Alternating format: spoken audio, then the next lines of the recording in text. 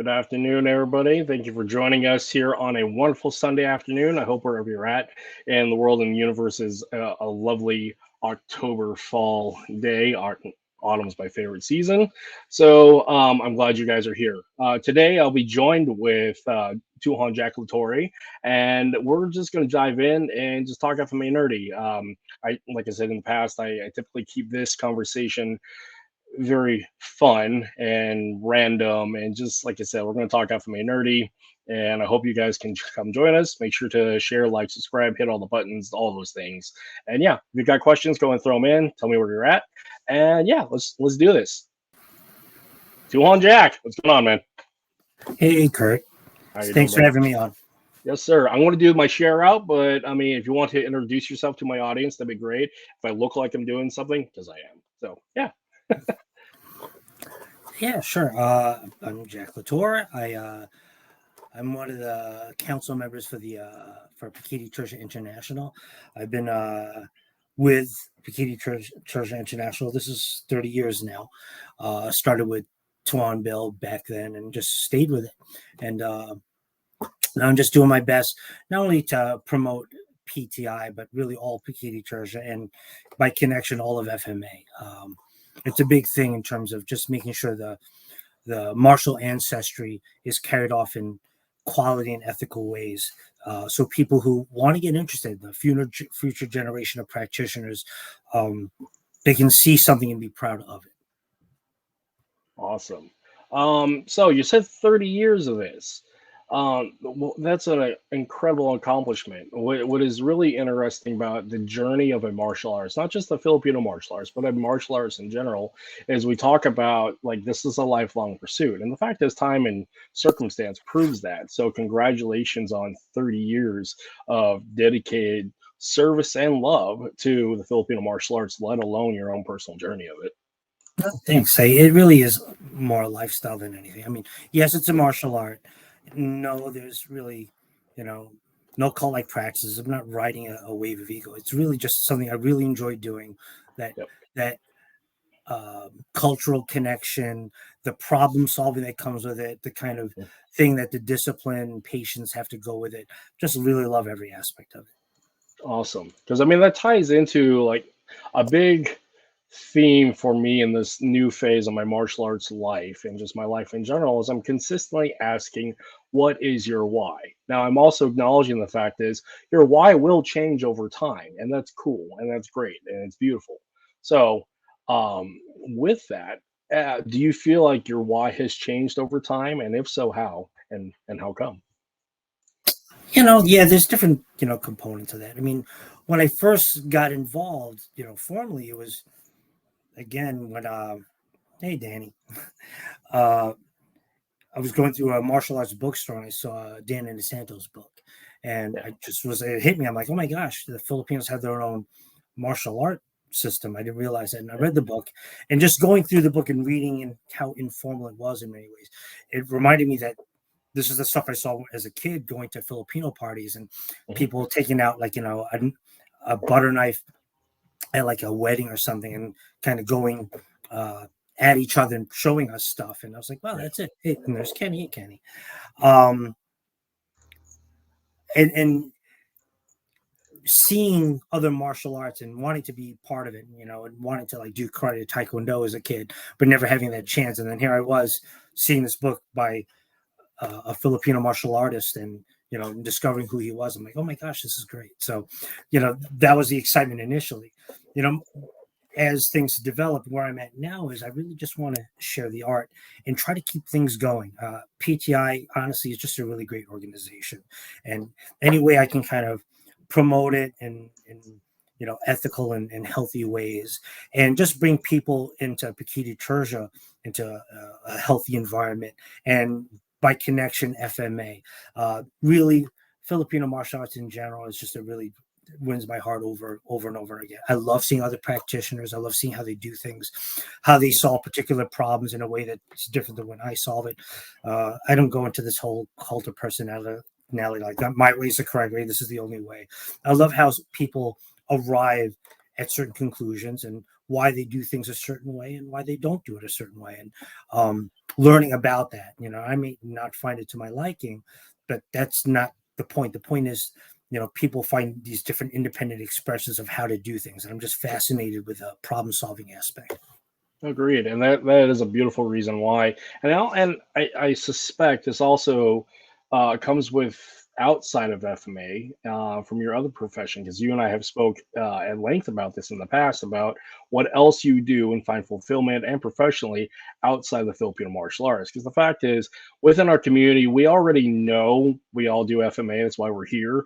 But the reasons vary person to person, but my pursuit with these kind of conversations is I want to know, besides the why and what, I also want to know the interesting stories and want to know the person, because the person's interesting as much as FMA is interesting, is but we already do it. But the person is interesting, and that's my goal and pursuit. So outside of FMA, what do you do, sir? I'm also an art teacher. In fact, also for 30 years. So very much my teaching art profession and my love Filipino martial arts and being involved with PTI really parallel each other. The things I learned about how to present information and how people learn and what's the best way for certain learners to learn, they apply both in my classroom with secondary level students, as well as how does that happen for invested adults in Pekiti-Tirsia. And so, yeah, in many ways, I have 30 years of teaching experience, but it's almost like 60 years experience, because I'm always like exchanging little tidbits and approaches, pedagogically speaking, that one reinforces the other. Yeah, I totally agree. And what I've found in my own education as leading into becoming an educator, the modalities of learning and learning the way people learn, so, and more importantly, learning the way so you can learn to teach people how to learn so they can teach eventually, is a very interesting lifelong pursuit. And it's a skill not everybody gets, which is okay. But those who do, this is kind of what separates good from great in a lot of ways. And I commend you for 30, if not 60 years of experience of being able to cross back and forth. So, and in essence, I remember my wife used to introduce me as an artist. I'm like, I really identify as a teacher, because that's what I like to do. If I have something that I think it has any value to it, it's only really worth something if I can share it, so other people can have it and they can share it in turn. So the idea of making sure that whatever I have isn't lost, and which is really the mission with Tuhon Bill McGrath, my teacher, which is, again, he didn't want things to end with his generation. He wanted to continue. So that's why he taught, and that's why I continue to teach. Yeah, that's awesome. And again, that goes back to the reasons why. And it's a beautiful reason, because the fact is, to be these archetypes, we have to fulfill some specific archetypes, such as we want to be the warrior that perpetuates the skill set that helped defend our ancestry. But to be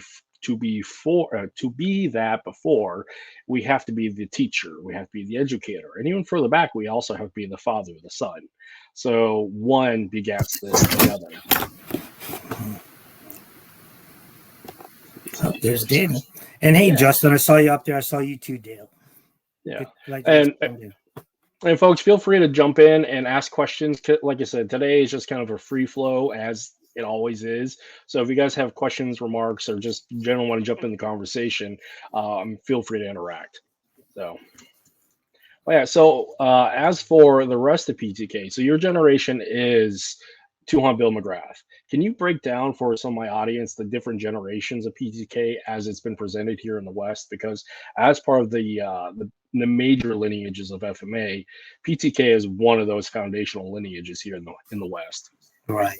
So Tuhon guy, he came over from the Philippines, and he started with the New York group, and it consisted of a great many people. Part of that generation was Tuhon Bill and Tom Bizio and Erwin Bellarta, even though Erwin is Texas, but just that generation, time period. Tuhon Phil Jalinas, Ahmed, there's a whole bunch of them. And then, of course, during that time period, for various reasons, Tuhon guy who had travel. One of the main places was Texas, and starting kind of a stronghold over there, and also in Tennessee, and would get around. And among some of the other notables at the time, Tuhon is part responsible for the growth of FMA on the East Coast. And then things started spreading once he started having connections with Grodan and DeSanto. But then that generation kind of started going forth and taking care of their own. And then, then they had a series of political and personal splits that gave birth to different generations as well as different organizations. But in terms of, what many would consider the golden era of Pekiti-Tirsia, when Tuhon was, younger and more spry and teaching, that first generation is quite something. No, indeed. And I mean, it is something to say. And I broke this down, I think, in FMA discussion, and there was some interesting traction about like the different generations of students here in the West. Because you have that very first generation that trained with the old man who immigrated here, and then you have everything that follows. And there's just like this really beautiful window of all those first generation students who actually were in the prime, if not a little bit after the prime, of these instructors who could still get out there and lay and put some work in there with their students. So there's like that beautiful window, because the fact is everybody else, the rest of us that are my age, late 30s, early 40s, is that we've missed, and if not like the younger guys, they've missed that golden window of training with the old men. There is an aspect of that. I would say like Tuhon might be one of the very last people of his generation of his screamadors. And so just to train with anyone from that time period is really a golden opportunity you should take whenever you get a chance. But that's not to say subsequent generations won't have their golden moments as well. People who are taking some of the foundations that their predecessors have done and build upon it, share it with new generations of people, find new solutions to different problems, because issues are a little different now. We're not fighting in these isolated, islands in the Philippines and in these villages. We have different, a different system of law here. So things evolve as a result of that. So like your generation, if there isn't even a big difference in your generation and my generation, is just this idea of what does your current environment and time era look like, and what are you guys doing about it? Agreed. And also to add to that, I have three layers that I approach with, say, my generation is what's different here in the West compared to back in the Philippines and back in that golden era with the old man is we've had 30 years of the UFC. So with that, martial artists coming in, or more martial athletes that have a very strong fighting background and other methods and that have a really good skills-based response. So you have martial athletes, combat sports athletes, learning combat, almost Filipino martial arts, so they can apply that athleticism and fighting methodology to a very well-established cultural fighting methodology. It's been proven time and time again.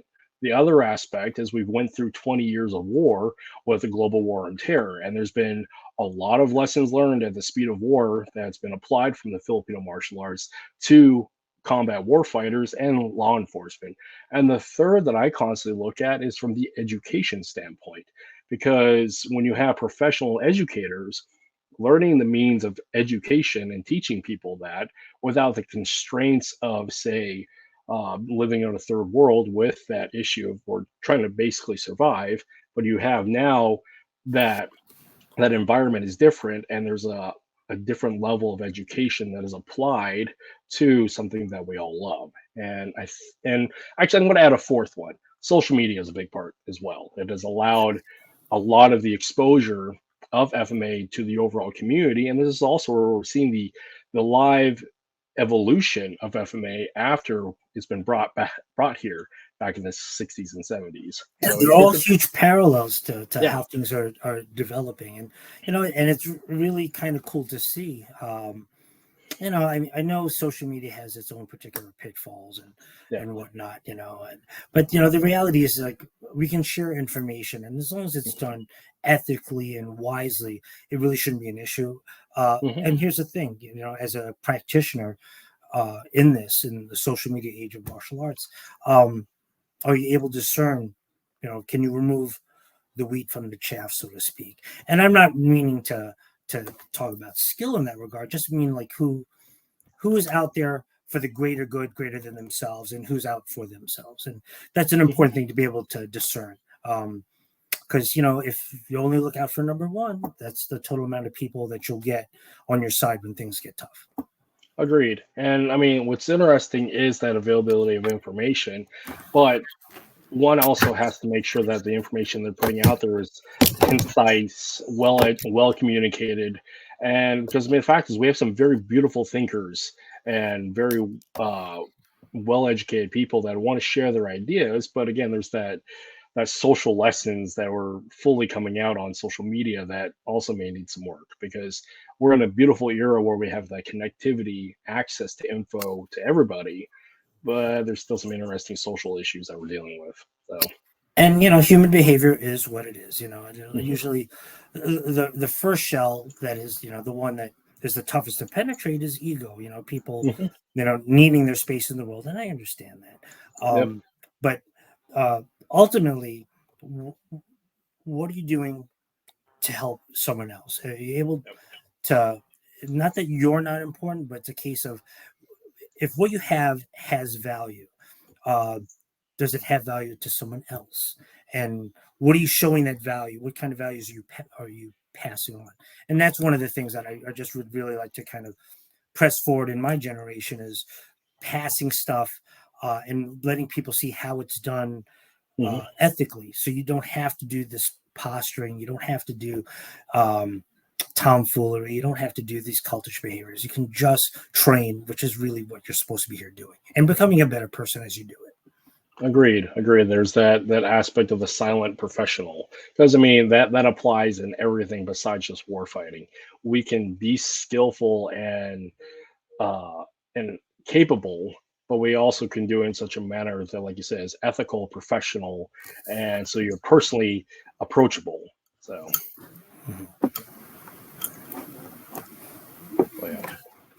So with that, for new people coming in to FMA, especially in this digital era, what are some of your recommendations for new students coming in? I mean, one of the first lessons, I think, is the first lesson of sociology, which is, if you're to be social, proximity is a huge thing. And we were just talking about this before the podcast. You got to find someone who's closer to you, because, quite frankly, if you're close, you're more likely to train. So you should reach out. I remember, like, back in the days before the internet, every time I go to another town, one of the things I'd do is look at the yellow pages to see what was around, and just to see, go visit. And it wouldn't have to be an FMA school. It could be really any martial arts school that I thought, maybe I'll check it out. And, sometimes the people whose school I wanted into sometimes were suspicious, sometimes they were welcoming, but it gave me a chance to watch people teach. I wasn't trying to steal techniques. Techniques are a dime a dozen. I was watching how people interact and teach techniques and make things learnable for others. And learned a lot from that. And things that I wanted to do, learned things that I didn't want to do, things that were worth trying or adapting. So first, let's get out there, see what's out there. You should have selections. You should try your best not to be stuck with only one choice, because then it's not really a choice. The other thing is, to some degree, there has to be a certain degree of trust in your teacher, that you're follow your teacher's instructions with the idea that they have your best interest in mind, but you also have to pay attention if they really do have your best interest in mind. So, you're reading a style. A lot of people are like, what's the best style to study? And really, the more important issue is who you're training with. Are you getting good vibes from them? Are they handling their student body well? Those are things that are really more critical. You can study almost anything and get good at it, and understand where it is in context of, what you want to use it for, whether for sport or self-defense or whatnot, general health. But you got to watch how people teach, and how people interact. That behavior indicates all.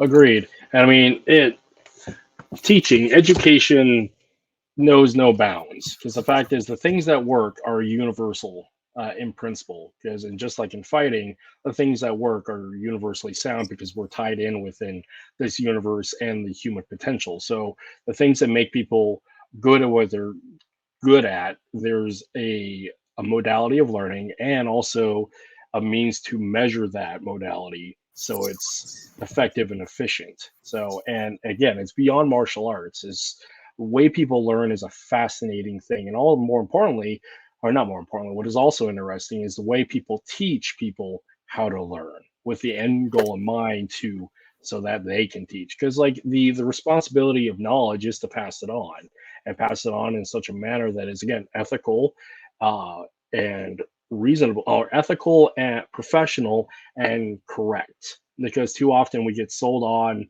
the quick tips mindset that have no context and end up being more about the marketing of the individual and the system, the style, and not actually doing things that actually help people when they need it. Because the risk that we run into as martial arts instructors, regardless of what it is we're teaching people skills that are based in violence. And if we're neglectful, we're or unethical, it can there's some serious risk involved. Absolutely. I think, as a martial art instructor, you know, you do accept the responsibility of helping people come better at, controlled violence, right? Mm-hmm. But if you're looking really at this kind of aspect of self-defense, if you're teaching people how to defend themselves physically, you should also really be teaching people how to defend themselves legally and ethically. That you don't train people to be hotheads. You don't train people to just go off and just to display a certain amount of skill. There's a talent to verbal judo. There is a talent to being able to de-escalate. There's a talent to escape, and then there's a time and place for when, if you have to turn it on, you turn it on without apology. Because, again, I'm in a situation where if I was around my family and I had to defend my family, most of the time, if I can escape, great. But there'll be times where I can't, just because of the nature of my family dynamics. And so, for that reason, I have to be swift, just, and forceful. I'm grateful to say that I don't have to do that, but I do know that I'll have to do that at some point. So there's that aspect. I'm curious, Kurt. I saw some people chiming in the chat room, and they flash up. But is that chat room up? Because I don't see it anywhere. So it's up on the live stream, and I can click up and down in it and bring it up to forward on the live stream, but everybody can interact actually in the chat. They just have to actually be in the stream itself. But whether or not I bring it up, I can just click and bring it in. But everybody should be able to read this conversation in there, and everybody should be able to interact, to include us as well. I can't, just you can't.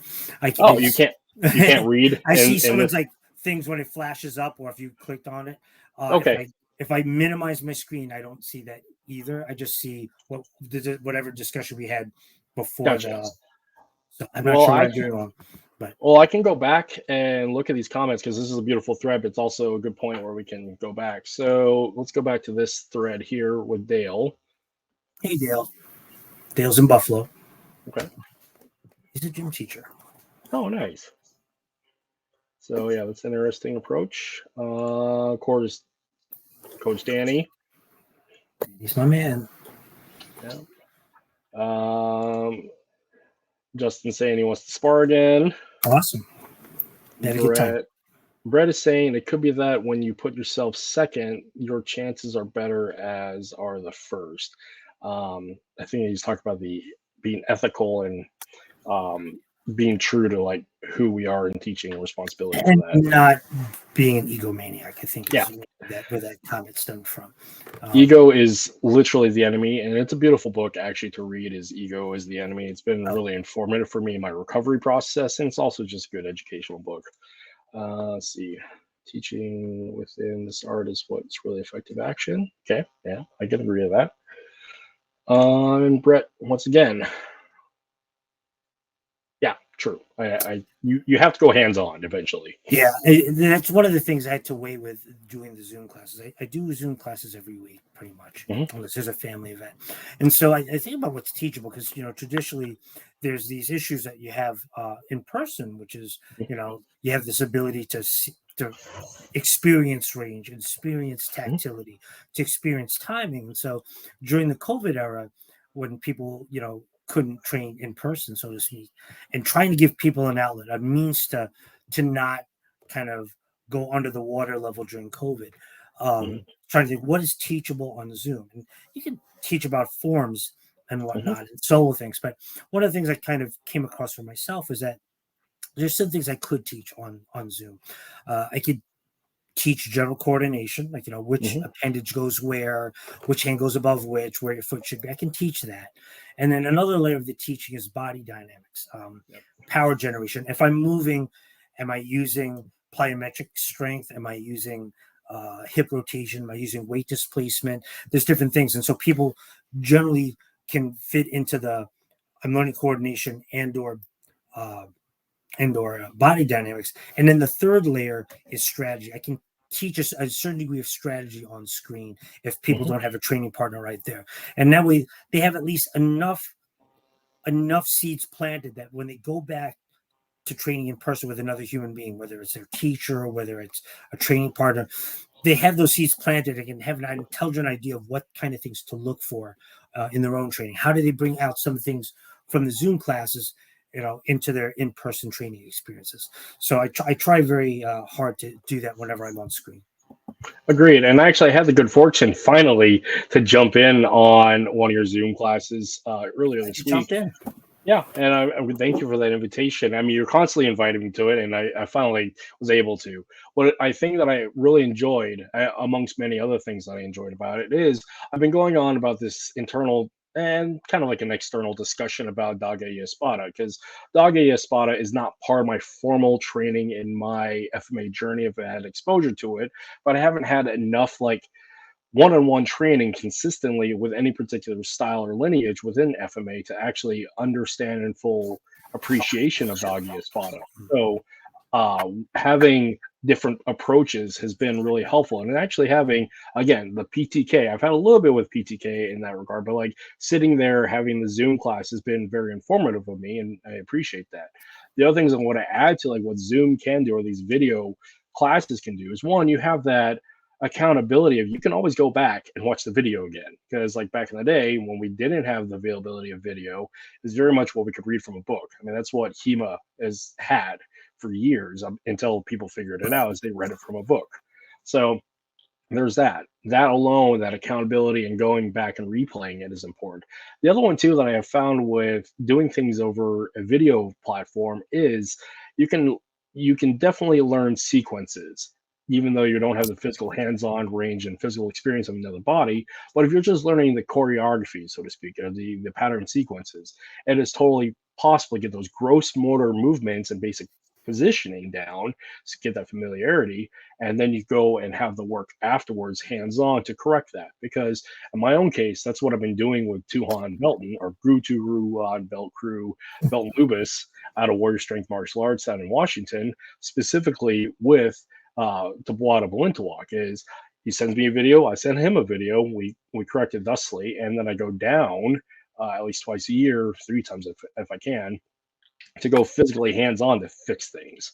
So it's up to the individual student to actually, one, have the intellectual capacity and capability to figure out what they're doing, have the base athleticism, the freedom to ask questions, and most importantly, do their homework.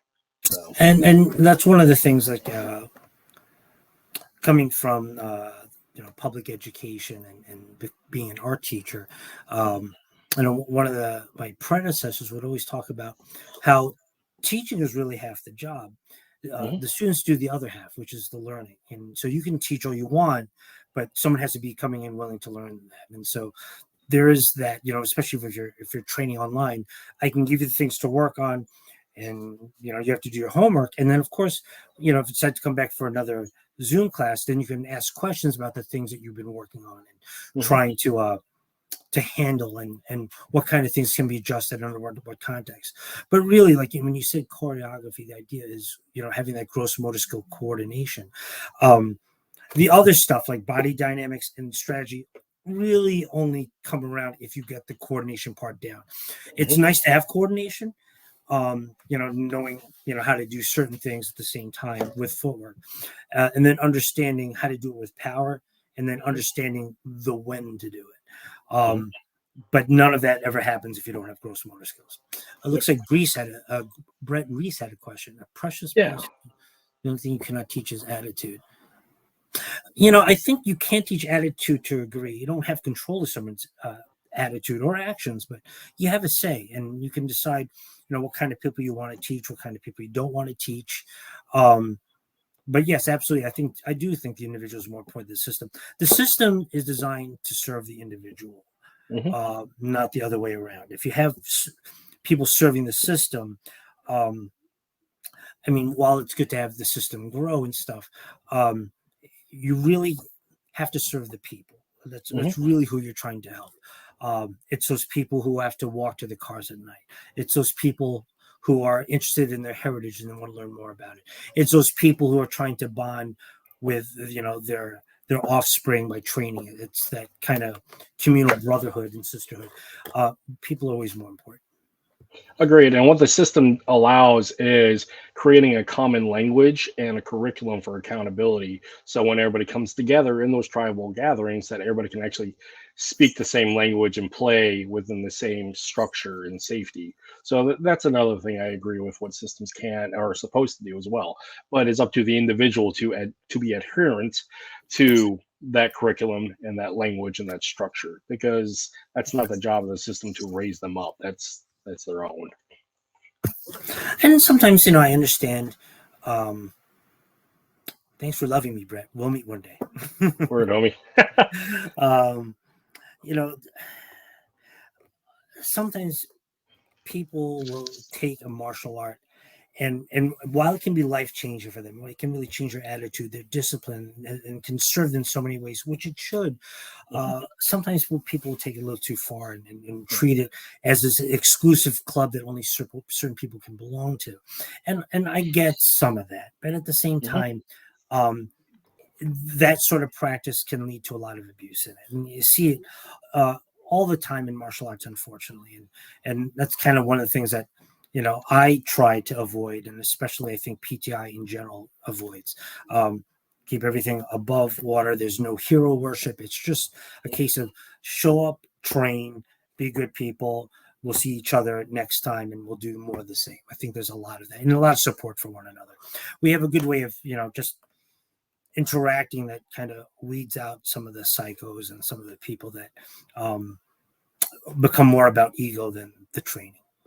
I agree. Trying to eliminate that warrior is not the problem, but the warrior cult or the cult of personality situation is always a risk. Because the other one too is when you have that hero worship of, if not the hero worship of the instructor of the system, there is this big risk of people who have daddy issues who are replacing their martial arts instructor for that parental guidance, that paternal issue, or that sense of belonging and valuation based upon their peers of the tribe. And just like people are communal, people want to be together. It's how we have survived as a species. But the fact is that the tribe isn't necessarily the identity. What you do with it is not necessarily the identity, and is not your sense of value and worth. Because when you focus so much on that aspect, the responsibility of the instructor turns into beyond what is agreed upon as the equivalent exchange from teacher to student. Because my job as an instructor is not to be your daddy. My job as an instructor is not to be your therapist. Because the thing that I had to learn the hard way through the process of owning the gym for so many years is I had this misunderstanding of, well, I'm going to take on your trauma, and I have compassion fatigue as a result of it. And I was trying to give so much of myself that I gave too much of myself and was left raw in the end and broken. And that's a huge risk for any instructor, regardless of martial arts, but any people who get to know people and are involved with them, their stories and their time and their emotional energy, is the fact of vicarious trauma and compassion fatigue comes out if there isn't one boundary set in place between the two, and adhering to those boundaries and clearly communicating them. Yeah, the idea of boundaries. I mean, I totally get it, and I've seen so many instances of the people with the daddy issues. one, both with students and peers. Now, one chap used to call me Uncle Jack all the time. I'm like, what? And, it's like, you're not blood. You didn't do that. And there's a lot of attempts at ingratiation. I'm like, I'm just not about that. I'm an instructor. Stop doing that. So there are weird stuff like that. And you have to sift through that. And that's why it's important to be cognizant of, you're doing a martial art. If you think, and I'm not above helping someone, being a listening ear, but at the same time, I'm here to give you tools to solve your own problems, whether they're, combatively or otherwise. But I'm a martial art instructor. I'm not your therapist. And and again, not say it wouldn't help people. It's just it gets a little weird when people get a little clingy. So. Yeah, because one, it's not ethical if I'm not a licensed clinician, purely, and there's that risk overall if I violate that level of professional ethical practices. And then you put yourself in this power differential that really shouldn't be breached. And so I totally get that. Yep. So moving out of I talked about this is not supposed to be a darker conversation, but we just go where we go. With that, so what are some of the beautiful things that you have found with PTK? Because I have something that is very beautiful that was introduced because of you. But what are some things that you have found very beautiful about FMA and PTK in general, especially coming out of COVID? Oh, coming out of COVID? Well, here's an interesting thing, and I think this is where you're leading to, the Global Carenza Project. Yeah. So, that was kind of born out of this idea of all of us. I saw so many people just getting depressed. They couldn't get to be with their family or friends. They couldn't train. I saw different schools that had to close. They couldn't make it sustainable. It was really difficult. And it just so happened that at the school I teach at, the public school where I teach art at, one of the dance teachers had shown a video where they would show one dancer start something, a choreographer start movement, and then it would edit into the next choreographer's move, who would pick up exactly where the other person was coming about. And they would just do it for like 20 people. And I was like, that's a really cool idea. I think we should do something like that, as an act of just kind of togetherness. And, at the time, the martial filmmaker I knew was Paolo. Yeah. And so I approached Paulo Rubio with it, and he said, hey, let's go for it. And we cast the net asking for practitioners. We thought we'd maybe get 20 or 30. To date, I think we've had well over 250, maybe even possibly 300 participants who have done something for the Global Carenza Project. And it was a way for people to move when they might have been feeling isolated. It was a chance to get people to know each other. They might have had a FMA practitioner closer to them that they would have initially thought, and that would give them some hope. It was a chance to raise awareness about certain FMA instructors, so maybe someone would be interested and maybe go train with them and maybe help keep their business afloat. It was really done as a method for therapy, as well as to keep the FMA community kind of thriving as best as it could during the COVID-19 era. In the wake of COVID-19, it still kind of continued, not as fervently, because people can now train in person. But I still use it as a method to tell people about other human beings who are doing FMA and how to, hey, this is a guy who practices this art in this city. If someone is near there, it's like, oh, I didn't know that guy existed. I want to go check him out. And it's a way to kind of give back to the FMA community. It's had its share of critics. I've had some people like, Friends is not fighting or whatever. I've seen ding dongs like that. And it's like, they've missed the point. The point is to give some people exposure and give people a chance to move where they might not have been able to. And I feel like it's done that. And if it can still do that, great. I mean, I understand if it's not in the lifeblood, the current lifeblood, but anytime it can help out other practitioners, I will. Everyone gets a fair chance with me unless someone ruins it. So, which has happened. So, yeah, the thing that I find with the Global Carenza unit, in the fact is, we get to see all the beautiful movement. Because looking from an artistic standpoint, because we're both artists, is the fact is we get to see the beauty and expression and understanding and what people find value intrinsically unique to them. And it's not our job to put value on the external looking at them, but what they want to showcase as the practitioner, as the artist, and see what they love and the expression of their love is a beautiful thing to sit there and observe. Oh, And absolutely. yeah, And I would have to say, like, hopefully it's helped some people, whether it helped them therapeutically through. I know it's helped me in terms of getting to know people that are around the world that become now resources for people who yep, come to me and say, Jack, I live in San Diego. Who's there? Um, is there someone out there? And I can I can now make a suggestion. Or I'm looking for a Kali Illustrissimo in this country.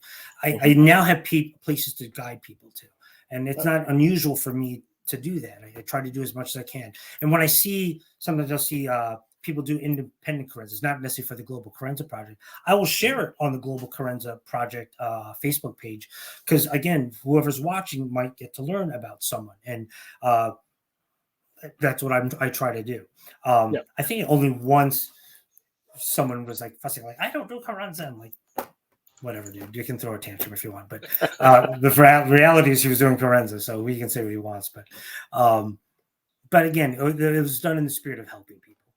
Agree. And I found it beautiful after the fact because during the pandemic and during all of that, I was actually off of social media entirely. Like when I shut down the gym and going through that whole depression, anger, guilt cycle, I had removed myself entirely from social media and I wasn't made aware or able to participate in this during that. And the fact of the matter is, I probably wouldn't have anyways because I wasn't emotionally there and capable of doing it.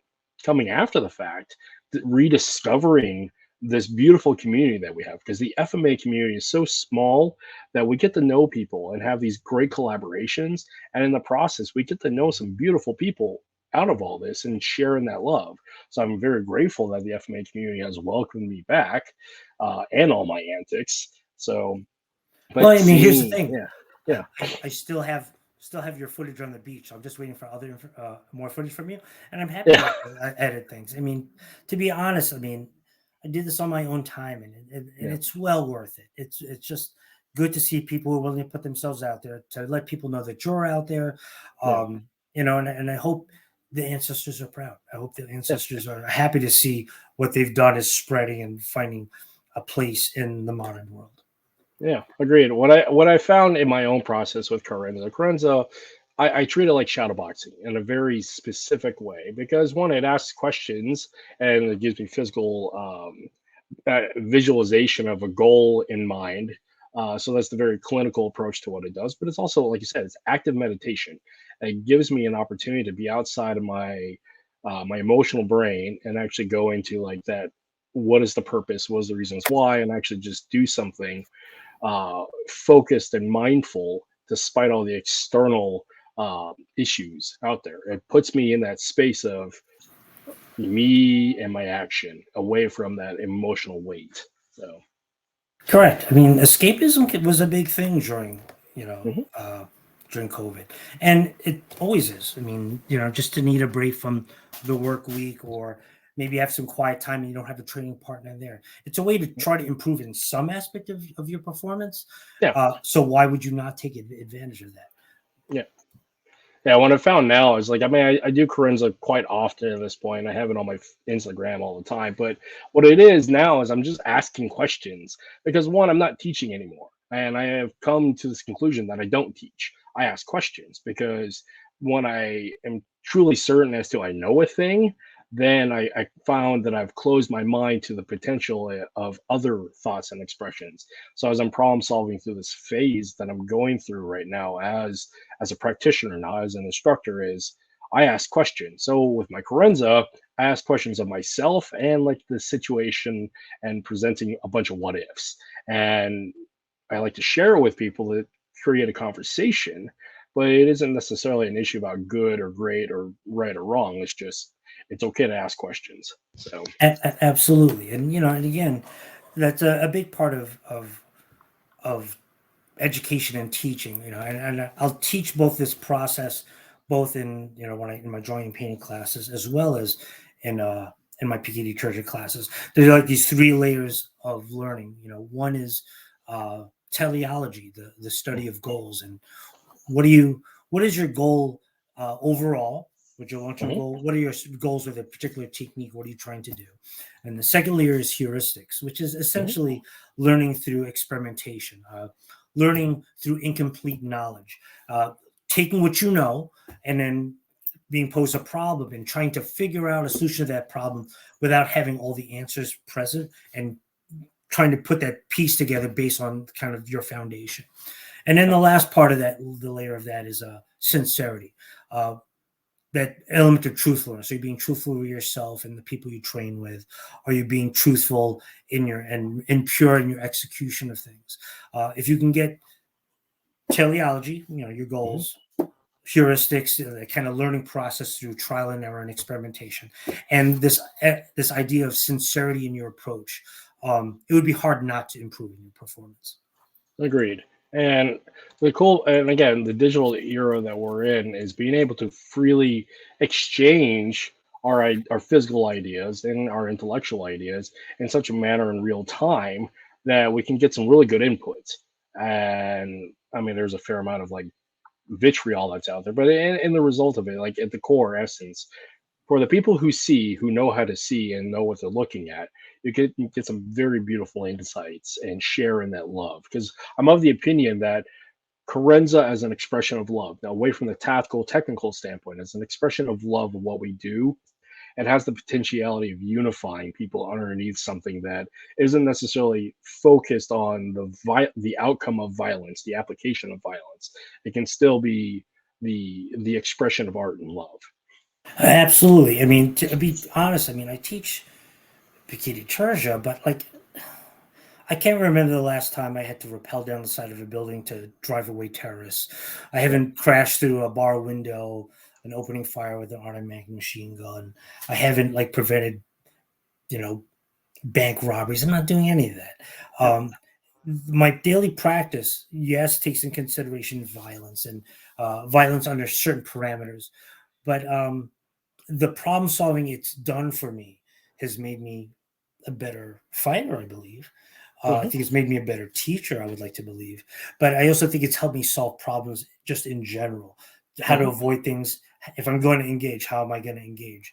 Where is there subterfuge involved? Where is there pureness of action? I am not law enforcement. I'm not in the military. I'm not a spook. And most people I train are not. I do have some, but you know, that's not my target audience. My target audience is whoever is interested in the art. Yep, and I agree. And the fact of the matter is, those who will be using that for the professional aspect of violence is such a small population. The majority of our students and practitioners are those who are just practitioners that have an educational approach to this. Is like they want to learn something unique. They want to do it for health. They want to do it for ancestry. They want to do it for culture. All these other things outside of the scope of going to use it for combat. I'm not saying that one is good or the other. It's just because of one, we're allowed to do the other. But having that responsibility of both the instructor and the student to have that honest conversation of saying what we are doing and why and who's actually going to use it and if I actually use it or not is really important, because this ties into that issue about the cult of personality and professional being ethical and professional and the accountability. You know, I see you have the global Carenza footage going on. Yeah. So I just want to say, you know, thanks to all the people who decided that they want to participate and be part of it. I hope it did something for them. And if they ever want to participate again, you're more than welcome to. I've had a number of multiple occasion participants, and I love helping people out. So if anyone's out there who still is interested or want to do it again, just let me know. Reach out, and I'll talk you through the process, and I can edit something for you. Yep. While we're on that, I'm going to pause this real quick and show the other page to keep in mind, since we're doing some sharing of social media. And of course, here's the Facebook page for everybody to look at. So contact there. Right, Global Forensic Project, and I see the footage of Tuhon Justin Schaffner, who I've never met. Yeah. He's Are you somewhat- so? Speaking of social media, I know that you've recently come to Instagram. Are you going to create a Global Carenza Project Instagram as well? I don't know. I still have to get more familiar with Instagram. I'm not really sure what the hell I'm doing. So, but I think that'll probably happen at some point. But I think I got to get my own thing, my own comfort level underway. I kind of gave in both Paulo and the owner of Volpe's, Shinny Crowsmate, which is like, you should get on Instagram. So I was like, all right, I'm doing it. So really just for the good of FMA PTI in particular. Agreed. I mean, it does have that great opportunity for marketing. So it is the tools that we have available because we're no longer limited to just the yellow pages. So correct. I'm smiling because just some of the faces that are on here that are people who it's so clear that they really have a love for FMA. And that it's so genuine. Yeah, I just love it. Yeah, and this is the part where I find Carenza to be very specifically beautiful for FMA and the FMA practitioner. Is I keep saying it, but it's the expression of love, the love of what they do, and on top of all that, having the freedom, the bravery to demonstrate their movement in a context that is not combat specific, as in like there's a specific outcome of good or great, of you won or lost. You just are showcasing your expression, your movement, your physical capabilities in that window, and having again like the bravery and the honesty to demonstrate that at the behest of the masses of both support and other. So, and that's some of like I know some people were a little worried, like am I good enough? And I've had that discussion with several people. And just this idea of that this is not for grandmasters or masters or whatever. Yep. This is for everyone. And the context in which this was made was that if you needed to get something out, you could. If you needed a chance to move, especially after being inside, could you do it? And could you do it in a way that was shareable? And I don't make a profit from this. This is just purely because I feel like FMA has done a lot for me. It was a chance to give back to it. And I think that's an important component of just things in general. If you just take and don't give, then there's something about you that you need to question. And so trying to talk people into participating or just letting them know it was okay to. And if they didn't want to, no harm nor foul. But the door was always open. And so it's so many people rose to the occasion and submitted something. Some were part of bigger compilations like what you're seeing now. And then some people sent me more extensive footage so I could actually do longer edits that featured just them, which I love doing. A good example of a repeat performer there is Paolo Dancel, also known as the Wandering Anisador. I've done a few for Dennis Turkin, who's out in Croatia. No, not Croatia. I'm sorry. The Republic of. Oh my gosh. From Chisinau Republic. Oh my gosh. Follow him on Instagram. He's a really cool dude. Dennis is great, and I'm having a brain fart right now. But so just love seeing it, and now feel like I have some sort of connection with people who I would never have met in any other context. I mean, just freedom of expression. I keep coming back to art because combat is there for a purpose and a reason, but art is what makes it sustainable. Combat gives you the freedom for artistic expression, but we're not always going to be in combat because not everybody is that 1% of that actual warrior in practice and usage. But we can still give tribute and honor by expressing and teaching and sharing into that beauty, having appreciation again for that 1% who actually face the darkness and use this stuff. Because the other aspect that I have found with this Carenza project, and like you were saying with thankfulness and gratitude, like it's the kind of the point of this podcast is giving gratitude and being thankful for the community in general to allow me to express myself and share in my shenanigans like this nonsense, but giving again appreciation and gratitude for those who allow me to say the things I'm going to say and give insight. So I'm trying to reciprocate that is bring them on the podcast, share their story, share that journey. Because the fact of the matter is, I want to get to know the people, and I want to get to know their story. So if they have a story to tell, come on here. And yeah, that's a straight plug of like, if you want to be a guest, let me know. I'm happy to have a great conversation with you. So there's that. So and it's interesting, the one that the episode you're showing right now really focuses on creativity. Some of the people I thought, in my opinion, were some of the more creative individuals, people that were more daring in their motion, things that you wouldn't really try to fight, but are just trying to explore what their limits are in terms of movement and timing.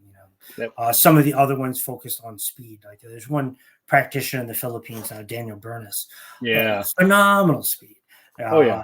Other people like in, I think it's the next episode, power, and some people who you can just tell in their body dynamics you would never ever want to be hit by.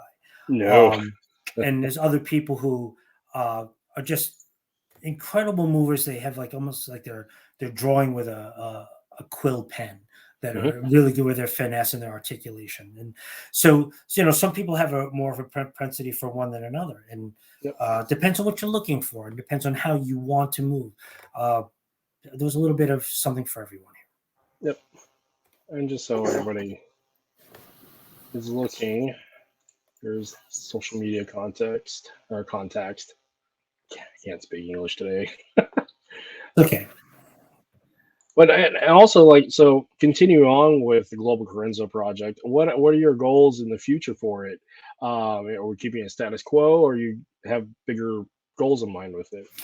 I mean, essentially, it's a status quo because, quite frankly, I have my hands full between my work life, which is, teaching, drawing, painting, and of course, my family life, which, really is the primary concern, and then teaching Pekiti Tirsia.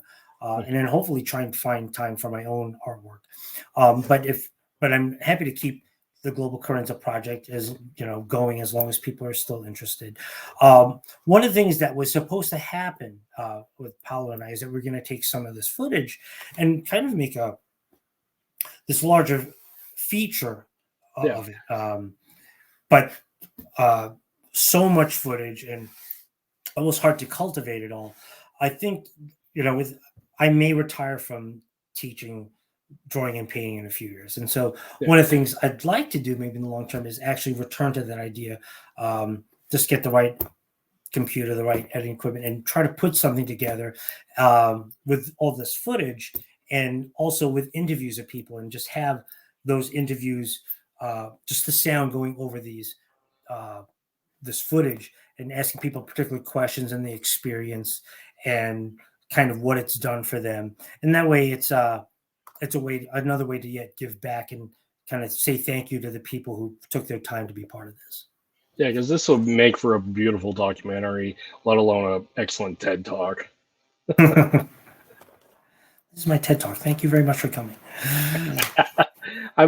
Talk about like coping through COVID, because the fact is COVID was COVID, and the pandemic was the pandemic, and some people found some very beautiful ways to get through it.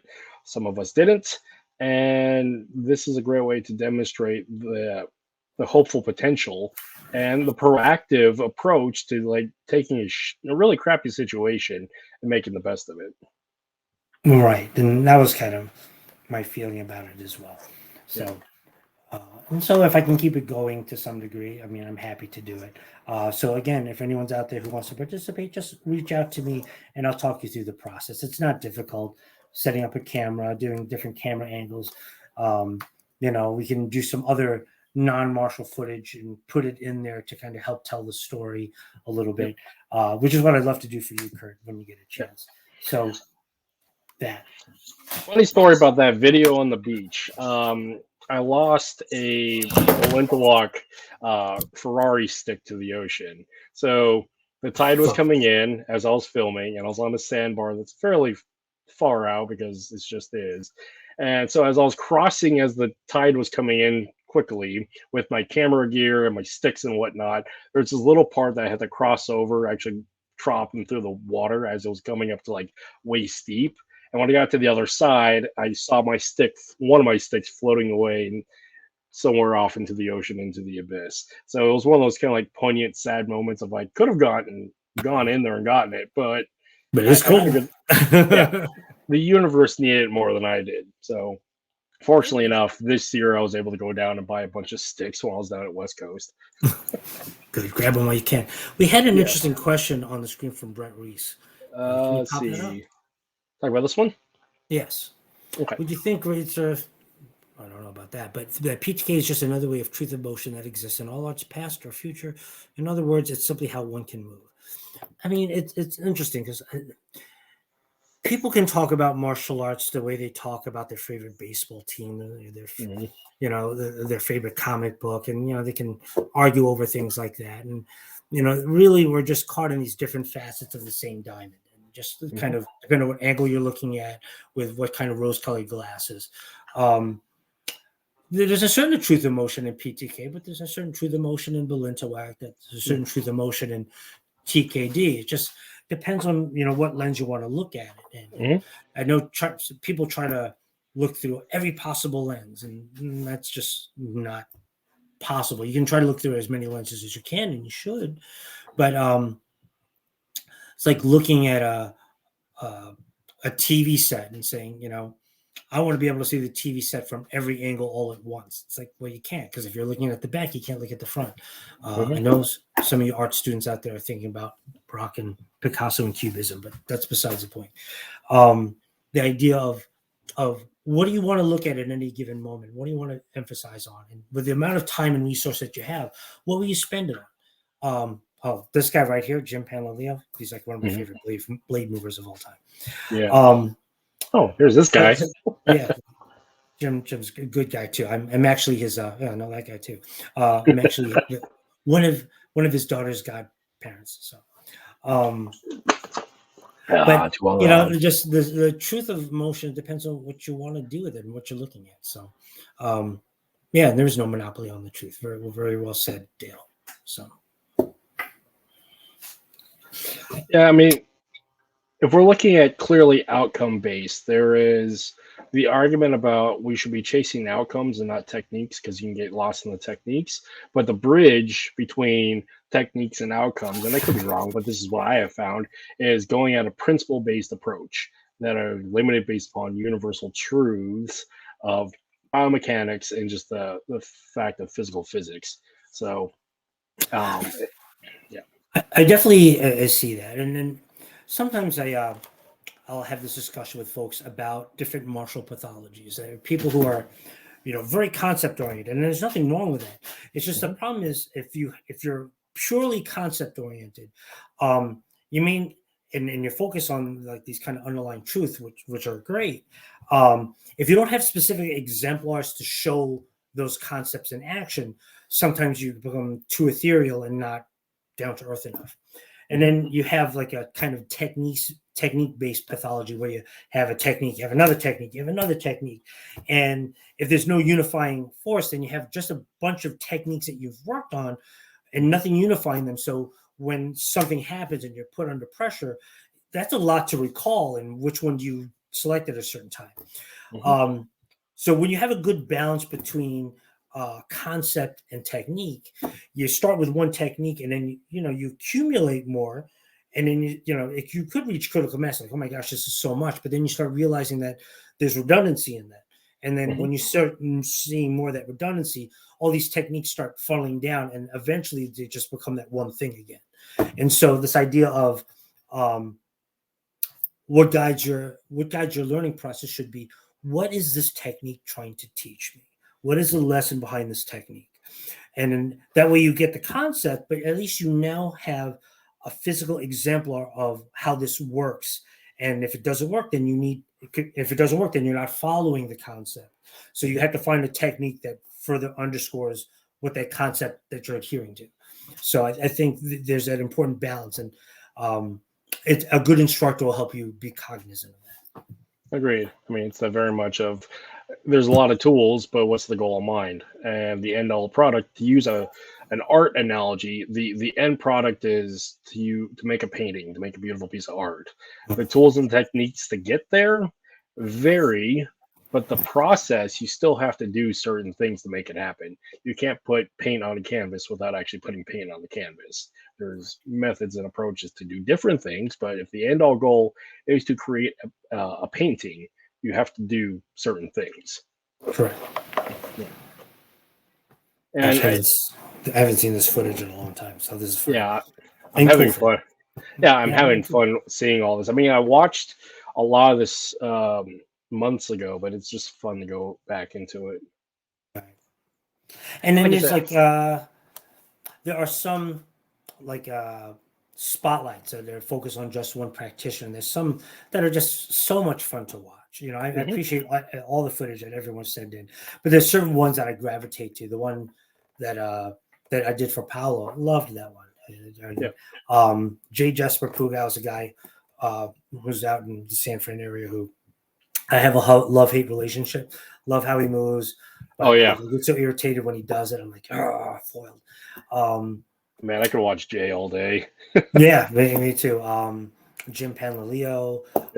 There's all sorts of guys out there who are just, I love watching them move, and you can see the passion they have for the art becomes tangible in their motion, and just, so I love it. And this is another guy, Manon Carlito, Bunhawk, from the Serrata lineage. I mean, that's a guy who could have not done any of this, and just the love and understanding what the late Grandmaster Angel did for him, and how he's gotten through life this way. Tons of respect for him. Absolutely, he proves that physical limitations is not an excuse. Opportunity, I mean, it may be there and available, but it's still up to you to take that opportunity. It's up to you to make those choices to do or not to do. And the fact is, given his circumstance, he chose to do it and exemplifies on it. And he's free from the emotional dynamics of just saying, I am limited because of the things that I have to deal with. But what he did is, I refused to be limited and find another way and make it work for him. And then that guy certainly could have not done it. Yeah. Just the fact that he did and found value in it, and now people just find all kinds of value in him. I'll support whatever he does. So. Yeah, absolutely. Because I mean, the fact, I hate to go with there, but the fact is, him moving is better than the people who aren't moving. Now, again, it's up to the individual to choose to move or not move and get past whatever barrier they're at. But it's still that aspect of, if you have to take that accountability. You have to have that responsibility for your own growth, post-traumatic and otherwise, and not be stuck to the status quo of, woe is me, stuck in a depressive state. I mean, we may be there for however long, because I was there for 4 years after they shut the gym down, and I made a decision to stop that and do the things necessary to get out of that and continue with that. But I also accept the fact that it took me those 4 years to get there. And I know with other people with a wide other variety of circumstances also have to have that downtime to reset, recuperate, and find their process again. And it's not up to us, the external, to put judgment, value, and a time constraint. It's really, you just like learning, it's up to the individual to go through that journey and find that completion or that process, and their pace is what is their own.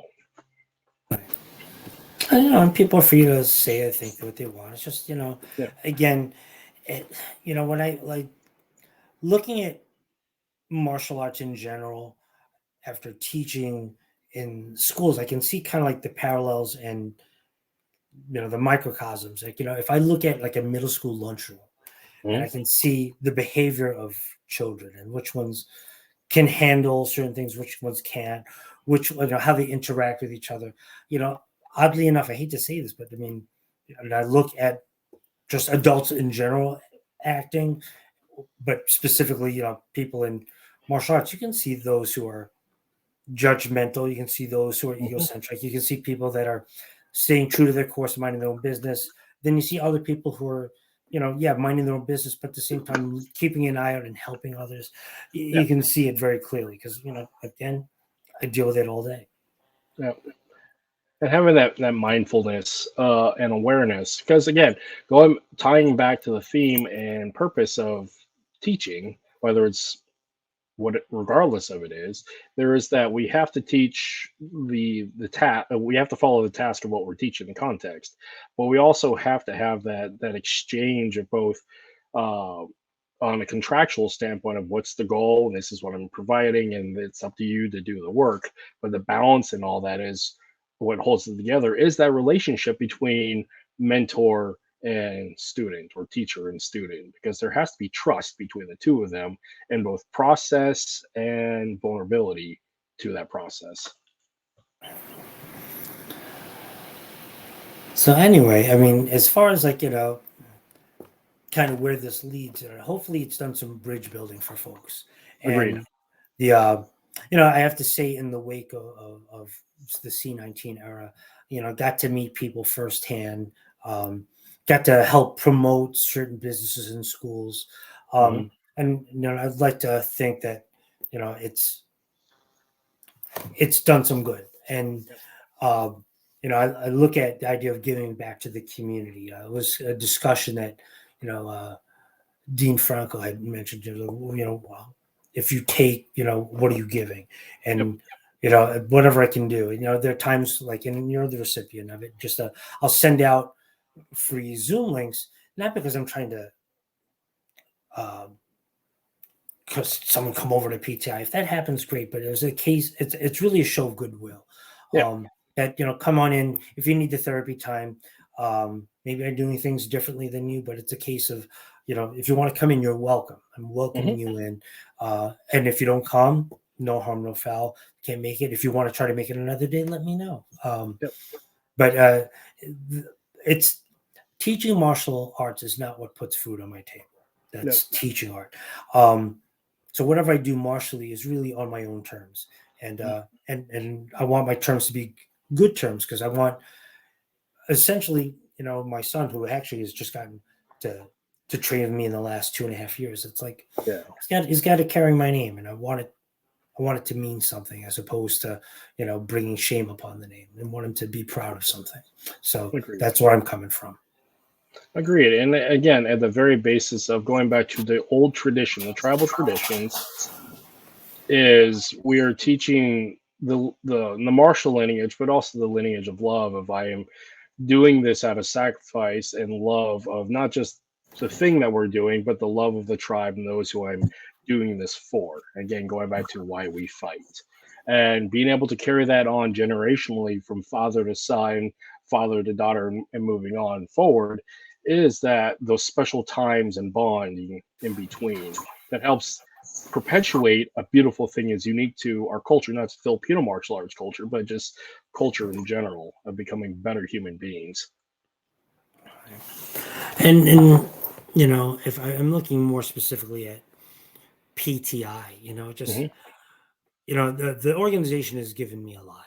I've worked hard at things, and just what it's given me is this kind of like this a heightened sense of discipline, organization, problem solving, giving me tools to kind of extrapolate and generalize certain situations. And what I'd like to give back to it is help people through the system. I got this rank, and it's really nice, and I'm very honored to have it. But I think for me, I'll feel like I've earned it when I get more people through the system to spread it. So I know it's not just with a small amount of people, that I can kind of give it freely and lovingly to people that I think will use it wisely and do it in a quality way. So that's what I'm trying to do. And what else do I have to do? I've done my fighting. I'm happy to fight again. Done my teaching. Happy to teach more. How do I get people to see the value of what I've earned? And some of that is getting through to see the whole bit of material. So then once they have all the pieces, then they can work and focus on which pieces are more meaningful to them. They say, in an actual altercation, they might only use, for example, like 3% of the whole system. But Yeah. the 3% that one person might use would be different from the 3% someone else would use. So how do you help people find what is the 3% that's most salient to them? And the answer is like you show them as much as you can, and then they'll gravitate to the things that they think will be the most useful or the things that they will be good at. So as an instructor, it's kind of my job to know as much of the system as I can, so that way I can give it to the next person and they can divvy up for their students what's most important. But if someone wants the whole thing, then they now have the position to pass that on as well.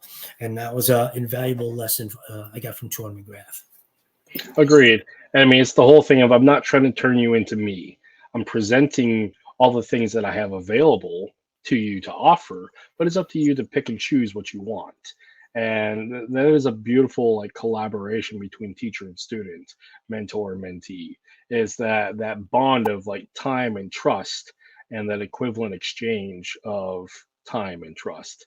So and this is where what separates good from great, or just instructors in general, is you got people who are trying to create clones, and you got people who are trying to further the growth of the system, and more importantly, the growth of the people. Agreed. Sorry, I'm dropping stuff everywhere. Yeah. So I guess if some of the things I do, I'll teach my weekly classes here in the greater Rochester area, and then I'll teach these monthly workshops where people can kind of work on what they need to work on. If they need like a large curricular block, I'll do my best to give it to them. Or if they want to focus on one particular part or get it good at one particular aspect, we'll work with them. So, but it's open not just to PTI practitioners, but just anyone who wants to get introduced to FMA or to get introduced to the PTI method of doing things. Reach out to me. We'll hook you up, and you can see for yourself. Again, there's never really a hard sell. I put stuff out there frequently just because, again, I'm trying to be generous in the way I approach things. But, there's no hidden strings. You just have to show up and put the work in. And then, of course, there's Zoom classes. So if you want a taste of something or you can't travel because it's not practical, let me know, and we'll hook you up and see if it's for you.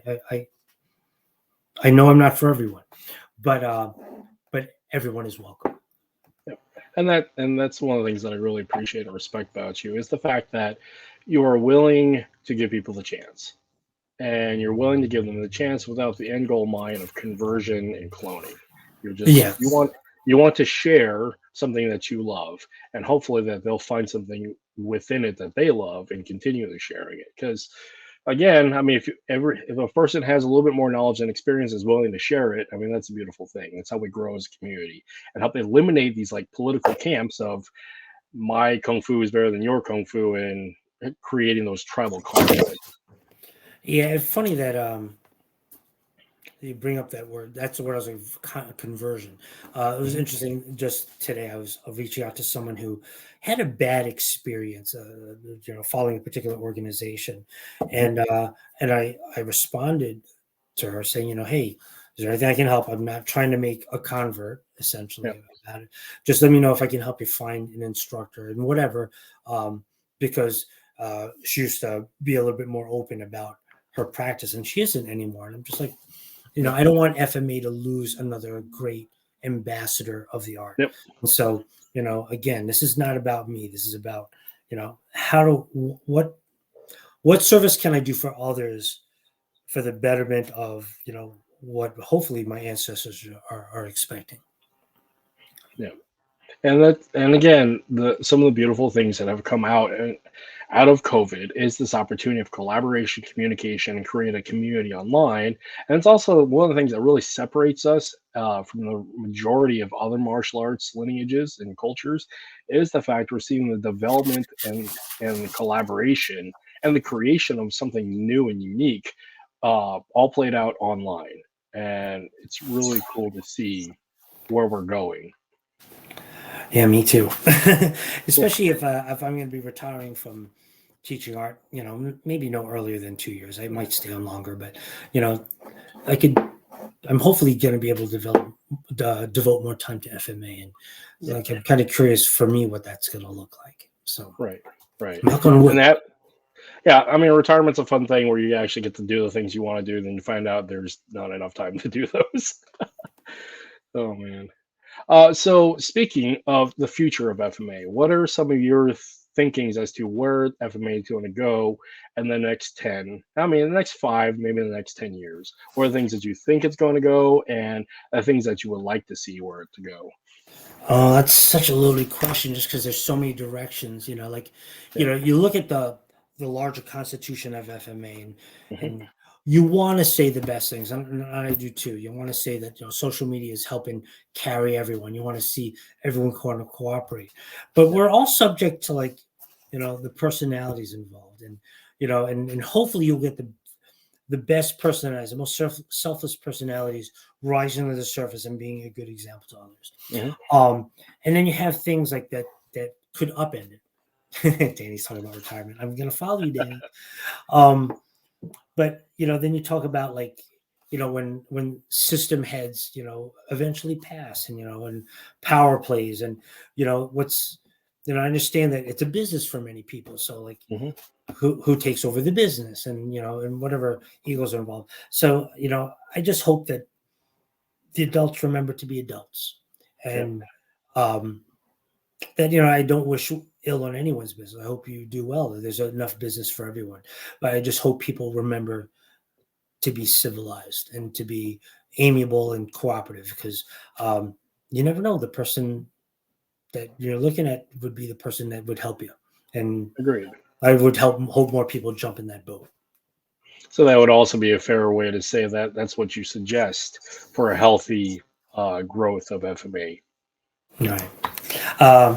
And you're only responsible for what you can do. And so, part of me is like, and I think it's relatively noticeable, on my Facebook posts, I'll share stuff from other teachers and organizations.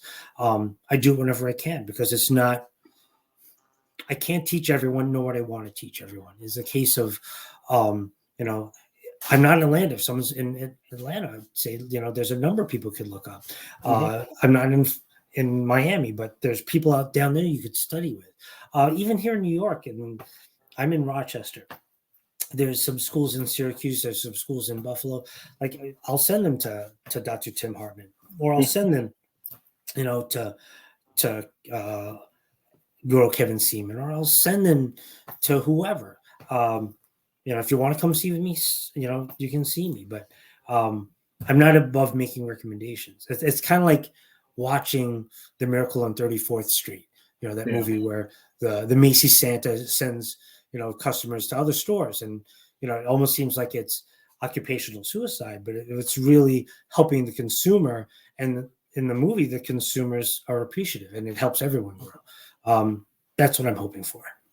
Yeah, the power of no is a beautiful thing and makes it, and furthermore, the power of no, but let me recommend this guy or this gal is also very healthy. Because again, when you don't have to do this as a business and make money off of it, it gives you more freedom of exclusion, not putting down anybody. I actually commend people who are going through that process, having done that process of people living the life full time.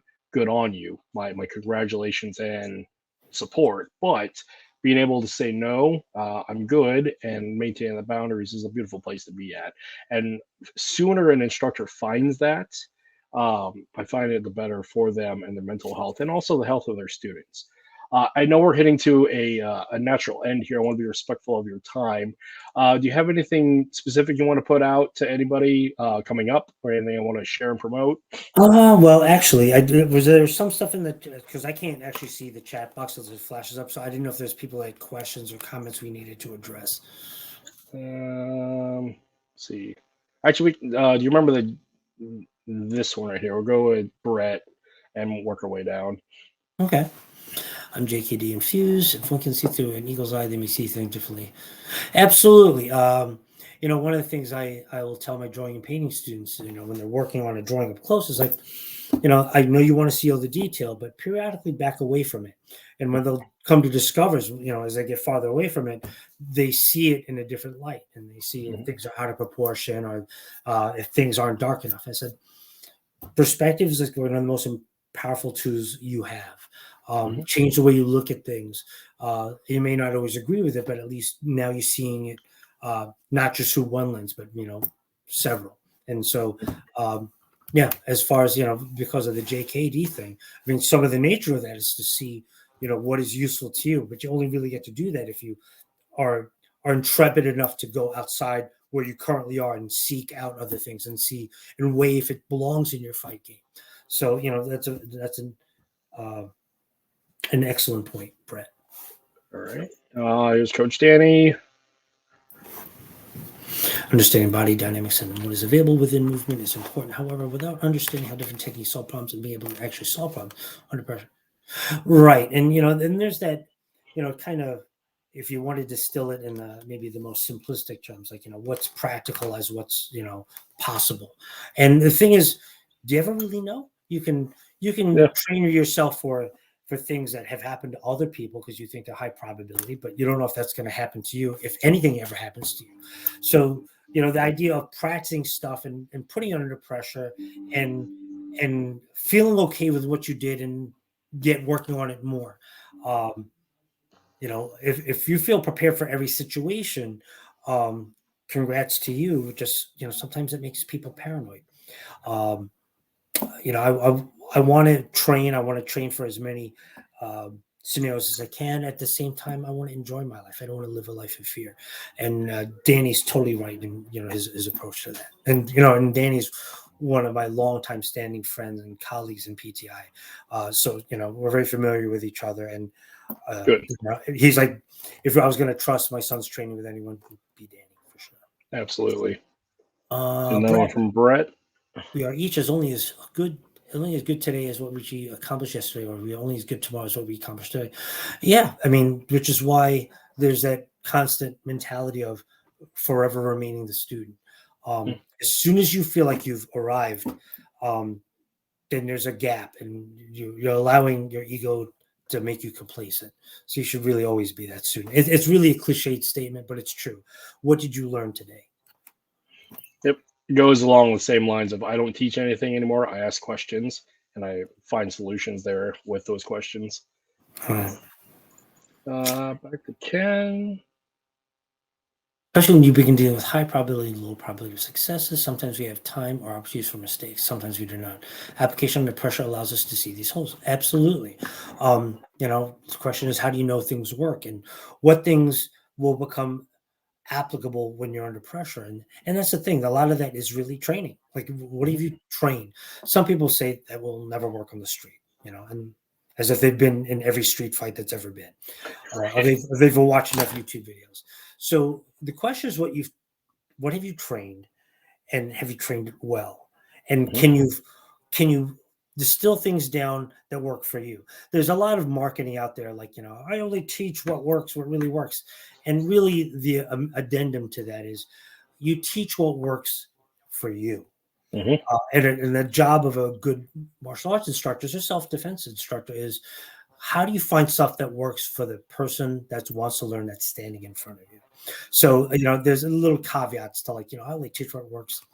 I get what you're saying. I know you want people to find your program attractive, but if you're being completely honest, you're doing what works for you. Yep. And it's that issue about preference, approach, and principles. Yep. So, let's see the last one from Danny, besides the retirement comment. People need to have the tools to develop themselves based on their experiences and personalities. Absolutely. And again, that's back to training. Like, what are you training? What lessons you're learning to hone those tools? And, what do you perceive that you need? What kind of experiences have you had, or what kind of experiences are you expecting? And that's the whole rabbit hole. And so sometimes people look at the PTI curriculum as like this kind of this overwhelming compilation of techniques that they could never get because it's so large and overwhelming. But again, you stick with it if you decide to stick with it, and you start seeing the redundancy and you see the principles overlap. And what becomes apparently super huge and unmanageable becomes something that kind of reinforces itself. And then, of course, you put pressure on the curriculum by pressure testing and doing things that maybe the curriculum doesn't outright spell out, but that's part of your heuristics. How do you learn things without having all the information present? Agreed. And also, like, it's the issue of, is it the journey or the outcome? Because if we're concerned about the outcome, then this is where the curriculum can be daunting. But if we're there for the journey, we're enjoying the messy process as it continues. Because acknowledging that we may never meet that outcome, but we can enjoy and be present and mindful of what we're doing today and diving in today and tomorrow and wherever the world takes us. So yeah, we're caught up. Of course, retirement, highly recommend it. So yeah. Well, yeah, Tuhon Jack, I'm very appreciative of your time and your willingness to share some wisdom and truths with us. I'm very grateful to actually have made your acquaintance and being a friend with you online here this past year, and very grateful for what you do for our community. The Global Carenza Project is a beautiful thing, and if anybody is not hasn't seen that, I highly recommend checking it out because you get to see a full expression of love, and this is an expression of love by yourself by sharing in the successes of others, and I commend you for that, and I'm incredibly grateful for you. And I appreciate you saying that, and I appreciate you having me on. Yep. And again, when we look at like FMA, Mhm. you could be at each other's throats, Yep. and you could try to prove superiority. You could claim any number of things, but you will by far get further in your journey with the help of others. Mhm. I'm not afraid to admit that, and I don't think anyone else should either. Agreed. And yeah, and thank you, like I said, for sharing this with me today and everybody else. Um, Thank you everybody for hanging out with us and having a great Sunday afternoon conversation. And like I said, like, subscribe, share it. And if you want to be a guest on here, just shoot me a message and I'm happy to share some time and just have a cool conversation with you. Because in a very selfish mentality, this gives me the excuse to have a cool conversation with a very interesting person and make a friend out of them, because that's what I want to do. So yeah, Tuhon Jack, I'm gonna drop you down real quick. I'm gonna do my outro, and yeah, I'll hang out in the lobby real quick. Again, Okay. thank you. I'll see you here in a sec. Listen, everybody, thank you. I have a couple of things coming up here with the Fight House Talks podcast. We have 3 episodes coming up here. 2 of them are on the 21st and 1 on the 28th. Let's see. On the 21st, we're double heading with Julian AC from AC Combatives, or Adrenaline Combatives, and Brian's doing that interview. On that same day, I'm doing an interview with Jim Webster, also known as Chaos 615. He's a law enforcement instructor and also a U.S. Army veteran, current, and he's talked about executive protection and law enforcement. And at the end of the month, currently, we have a interview with a gentleman named Terry Trahan through Weaselcraft. So look for those flyers, and I'll put them out there. Again, like, subscribe, and I will see everybody later. Thank you. Put this last comment out there, that one there, and later, everybody.